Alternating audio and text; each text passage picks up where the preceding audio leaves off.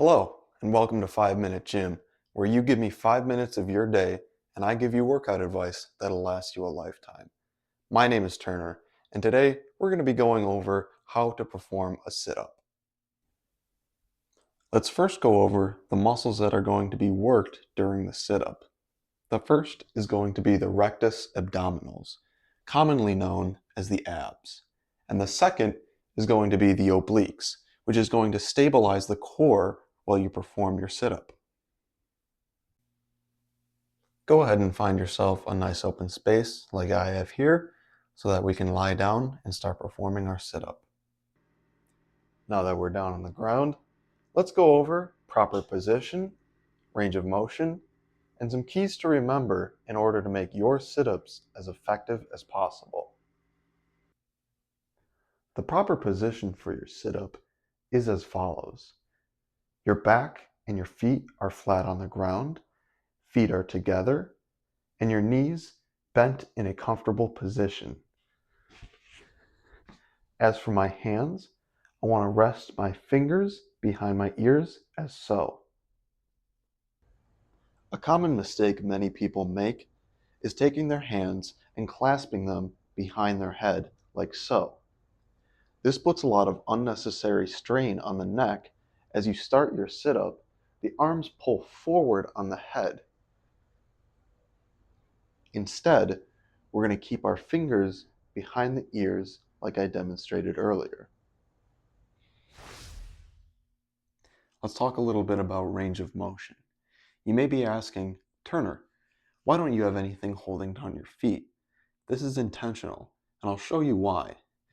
If I grab my 45-pound dumbbells that I have here,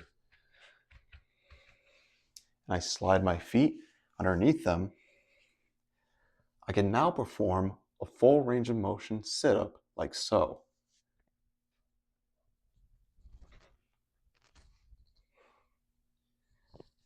This looks good, but this actually isn't what we want. Let me show you why. If I go back down and come back up, at this halfway point here, my abs no longer engage and my thighs take over. We want to target the abs as effectively as possible so we won't need any resistance on our feet. Here's a sit-up with the same range of motion, this time without weight holding down my feet.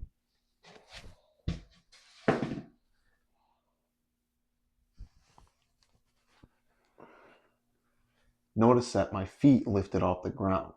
We don't want this to happen. Instead, let me show you how to fix that.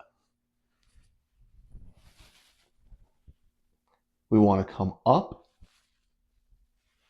to a point where we feel our feet wanting to lift off the ground, but we're going to keep them planted. And once you reach that point, you know you've met the full range of motion in your sit-up. Finally, let's go over breathing. As I'm down on the ground here, I'm inhaling through the nose. I come up and exhale through the mouth. Notice that I'm keeping my hands behind the ears and not the head, as to not pull on the neck. My feet and my back are flat on the ground, and I'm keeping my core constantly engaged. Thanks for checking out 5 Minute Gym. If you found this video helpful, likes, comments, and subscriptions are always appreciated. Now it's your turn to do some sit-ups.